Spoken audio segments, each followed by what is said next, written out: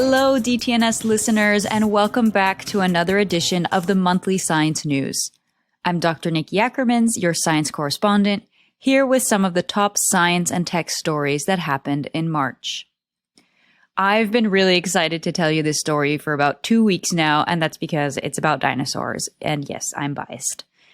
So we've known since around 2014 that Spinosaurus, this large sailback theropod dinosaur, led a somewhat aquatic lifestyle because of excavations that had uncovered that it had paddle-like feet and a paddle-like tail similar to that of a salamander.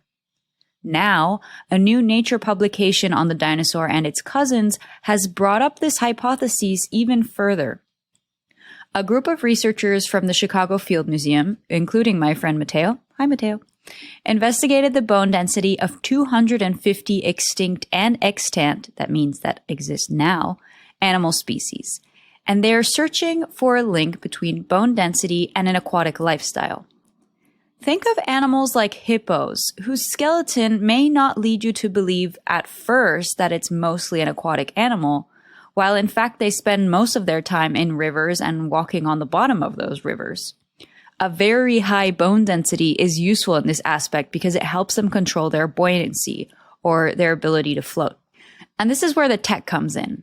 To test their hypothesis of higher bone density equals an aquatic lifestyle, the researchers CT scanned 380 femur bones and used an imaging software to analyze the cross-sections of these bones and quantify their density. Using this dataset, they were able to tell that Spinosaurus and its cousin Baryonyx adapted dense bones to feed underwater, rather than hunting from the edge of the water like a heron or occasionally just wading in. This completely changes how we view these extinct creatures. I invite you to look for artist reconstructions of what we used to think Spinosaurus looked like, Jurassic Park 3, and what we now believe they look like based on this new information. There is some beautiful paleo art out there. Now for a story about language. Archeologists and anthropologists study ancient texts for evidence of how ancient societies worked and how ancient peoples thought. Unfortunately, the downside of studying really old stuff is that it's not always in the best condition once we actually find it. Many culturally important inscriptions are so damaged that they're unreadable and require major restoration. Recently, to address this problem, researchers from Google's AI research hub DeepMind put together a neural network called Ithaca. It uses machine learning to simultaneously restore an ancient text and find out where and when it's from. It was trained using a mere 178,000 inscriptions written in ancient Greek from around the 7th century BC to the 5th century AD. Each inscription from the training dataset was also assigned metadata of the place and time of writing. That way, Ithaca was trained to pick up on patterns related to these parameters. Once an inscription is scanned in, Ithaca presents its predictions for the missing text. It then ranks it by probability, allowing the historians to analyze the data. Ithaca's interface is publicly available at ithaca.deepmind.com, and its creators encourage researchers to use it for their personal work, hoping to accelerate and improve the accuracy of inscription reconstruction. Now, onto a story about brains. A completely paralyzed man unable to communicate in any way, also called locked in, was able to communicate for the first time using a device that records his brain activity. This device is a brain-computer interface, similar to the implants that allow people to control prosthetic limbs. The man in this study was diagnosed with ALS, or amyotrophic lateral sclerosis, a progressive neurological disease that affects motor neurons. In a year after his diagnosis, he was unable to speak or walk and has been living on a ventilator ever since. He first used an eye tracking device to communicate, meaning a device that monitored his eye movements to select letters on a screen, but his condition deteriorated and he lost the ability for eye movement. Researchers from the University of Tübingen in Germany proposed implanting an electrode in the man's brain to directly record electrical impulses and translate them into signals.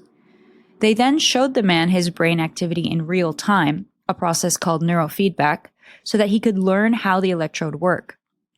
It took only 2 days for the patient to start gaining control of the system, and eventually, using a series of sound tones, he was able to communicate in full sentences.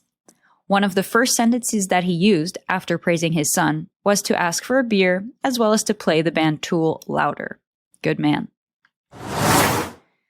Yes, we are still here covering COVID variants, unfortunately. An Omicron subvariant called BA2 is becoming more common in the US. The variant was actually not that new and first discovered back in November when it became clear that Omicron was made of 3 genetically distinct varieties. BA1 is the one that broke all the records this summer, and BA2 has 8 spike protein mutations that make it more transmissible. However, researchers note that it's not yet causing a new surge in the US, and it is unclear if it will, since vaccines are proven to continue protection against either variant. Closing off with an amusing story. March 8th was International Women's Day, and like many awareness days, companies tweeted platitudes about how they value women on that day. In the UK, companies with more than 250 employees are required to report their gender pay gap. And in a delightful upturn of events, a Twitter bot called Gender Pay Gap Bot used this data to highlight the hypocrisy of certain companies.